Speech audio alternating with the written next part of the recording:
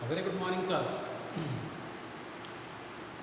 This is a topic from the commercial bank that many of you have been requesting to make a video on it. That is advancing of loans. Advancing of loans plays a prominent role in the development and growth of the individual, society, and the country. The loans are basically taken for the self-growth.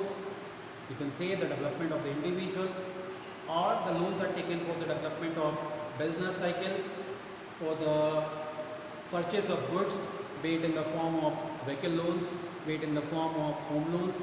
So there are different purposes which are served with the help of a banking channel, with the help of a legal channel that helps out to grow a person, develop a society, and develop a country overall. Before we come to the topic advancing of loans, one important description, one important difference that you need to understand, which many of us commit a mistake when we come across this word, loans and advances. Whenever you visit a bank, you'll find a board displayed, loans and advances. So many of us consider it that loans and advances simply means a loan part only. But being a student of economics, being a student of banking subject, it's very important to understand the difference between loans and advances. See, loans are generally issued for long terms. Loans are basically given for long terms, whereas advances is concerned, it is for the short term. Loans are basically given for long terms. Advances are given for short terms. In one case, the rate of interest varies. Whichever is for long term, their rate of interest differs, and for short term, rate of interest is high. Okay.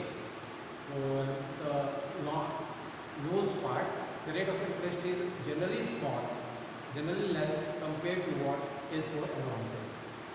For one, collateral security is required. For the other, collateral security is not required. Okay. Because bank has developed the faith, then only it has sanctioned a loan. Else, for a general customer, for a smaller customer, advances options are always open. But when you go for that, you'll have to give some collateral security. When you come to a description of the advancing of loans, you have to come across four columns. One is cash credit, second is short-term loans, third is overdraft facility, and the fourth is discounting of bills of exchange. Cash credit, as the name indicates, it's a credit in the cash form. Cash credit, as it indicates, it's a credit in the cash form. It is given against the shares, against the stocks that a person has, against the bullion that a person has. Okay, and the best part of it is the interest is only charged on the amount that is withdrawn by the user. The interest is only charged on the amount actually withdrawn by the user, not on the whole sanction amount. Understand it with example. Suppose if I have a cash credit limit wherein I have been given 5 lakh in my account, I will not be charged on the whole amount. 5 lakh rupees, the interest will not be paid. But rather, whatever I withdraw and use it, for that the bank will charge from. That is what cash credit. The second form is short-term loans. You can say it's a form of advance only, wherein the moment the loan is sanctioned, you name the rate of interest starts. Like for example, if I withdraw 5 lakh rupees, if I go to a bank and get 5 lakh rupees in the form of loans, this will be under short-term loan, and the moment the bank sanctions the 5 lakh loan, the rate of interest will start. No matter whether I use it or keep it idle in the bank, it is none of the matter of banking committee. Banks will charge interest on the whole. The third is overdraft facility. Over means something beyond. Okay. This facility is basically given to two people you will keep in mind. One is current account holder. Current accounts are basically maintained by the business class. And the second is who are esteemed customers of the bank. Now, who is the esteemed customer? Who does a lot of transactions with the bank, who involves in a lot of of transactions with the bank, those persons are given overdraft facility.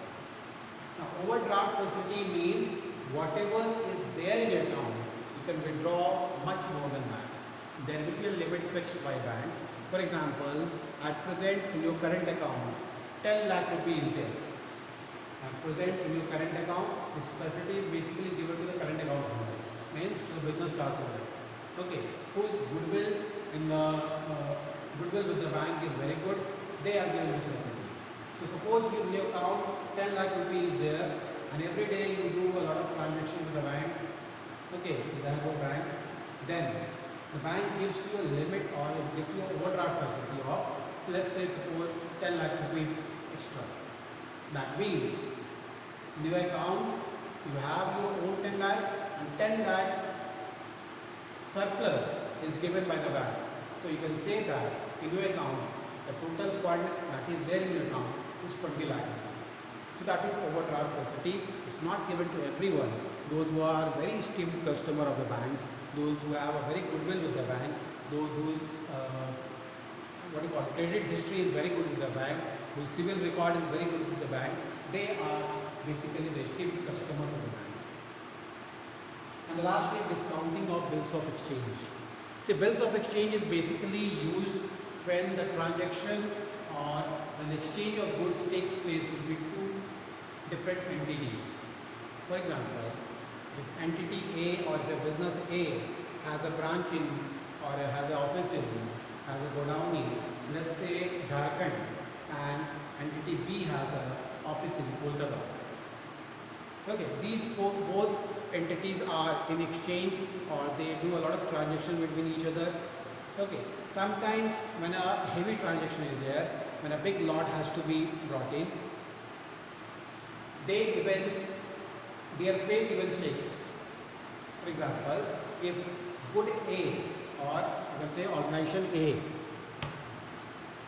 just write it down here. Organization A is at J for Jharkhand and organization B is at Kolkata. Okay. So these both organizations are into a business line. Organization A sends the goods to organization B. What it is doing? It is sending the goods to B. Now B has to pay the money, but B says that unless and until the goods does not reach my premises, it does not come to Kolkata, I will not pay the money.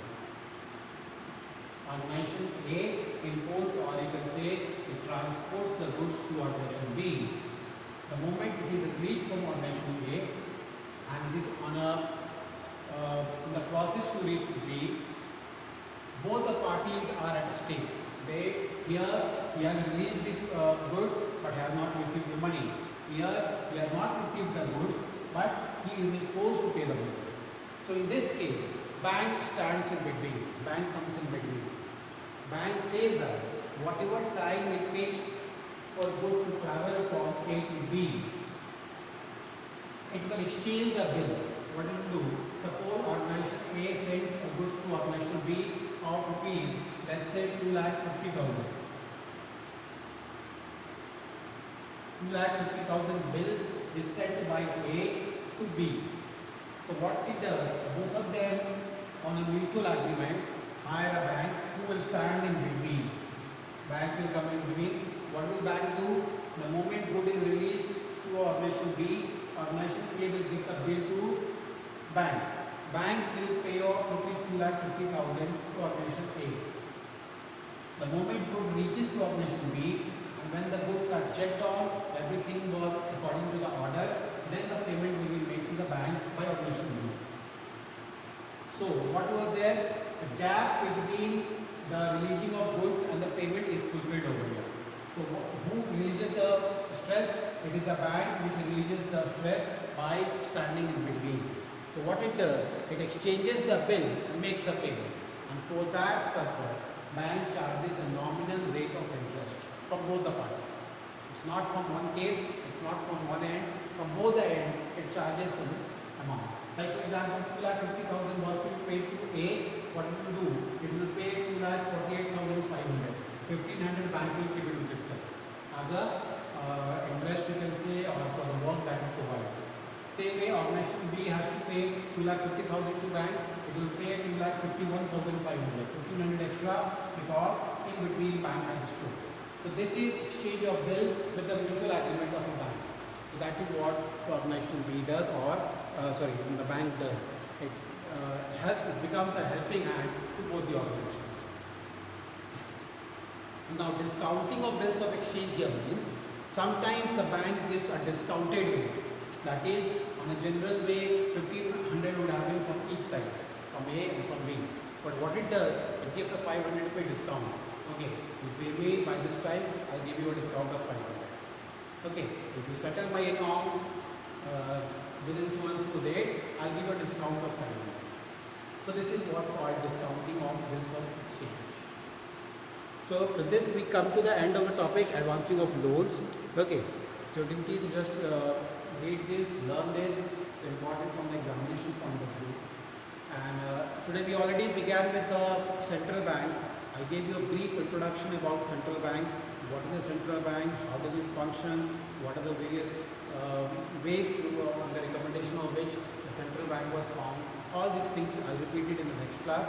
So before we come for the next class, an important session will be there wherein we will discuss about the functions of the central bank, and that's very important from the examination point of view. So I want you all to complete the commercial bank question answers so that you do not lag behind when we move to the central bank. Thank you, class.